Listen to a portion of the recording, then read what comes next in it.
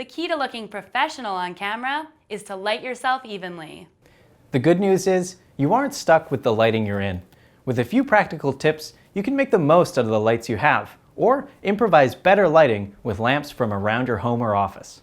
In this lesson, we explore how to light yourself so you look your best on camera. These two shots are exactly the same except for the lighting, but they feel very different. These two shots are also the same. How you light yourself leaves a lasting impression. So, how do you light yourself evenly? First, there are two kinds of light sources to consider: natural light and artificial light. Natural light comes from outside. Artificial light comes from indoor lighting. If you can, use natural light from windows when recording in your home or office. There are a few things to consider when lighting yourself with natural light. First of all, don't face away from your light source. You'll notice that in this shot, the light from the window is so bright that Emily looks like a silhouette. Instead, face your light source directly or on an angle. You'll also want to keep track of how natural light moves over time. This shot was filmed over the course of a single day. Notice how the light moves all across the floor. Try to record at the same time each day, or bring in an artificial light to balance things out. Now, let's talk about artificial light. Maybe the room you're in has no windows. You can still light yourself well with artificial lights. The key here is where you place them.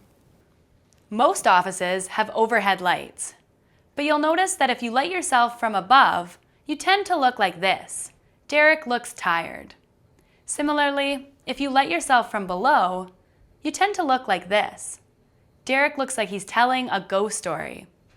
Instead, place your lights just above your eye level to cast a flattering shadow under your chin.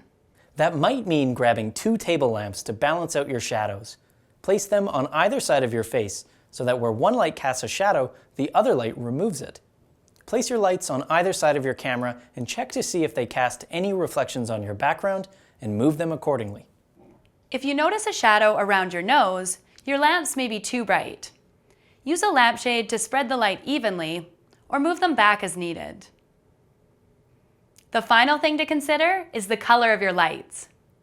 Some light bulbs look yellow, some white, while others more blue.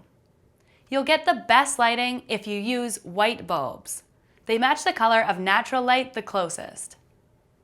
If you're using lamps in your office, you may not be able to swap out the bulbs. In this case, consistency is the most important. Make sure all the lights you use are the same color.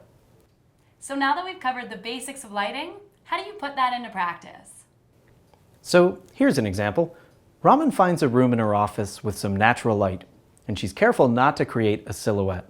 She notices the light is bright on one side of her face, so she gets an artificial lamp to even herself out. She swaps in a white bulb and then checks her recording for any reflections. So to sum up, the key to looking professional on video is to light yourself evenly. First, try to find natural light, but be careful not to create a silhouette. Record yourself at a consistent time so your light doesn't move. When using artificial light, don't light yourself only from above or only from below, but from just above eye level. Place your lights on either side of your camera and check for reflections. Lastly, make sure the lights you use are all the same color, preferably white. In this lesson, we explored some practical tips for improving your lighting. In the next lesson, we'll explore how to record great audio.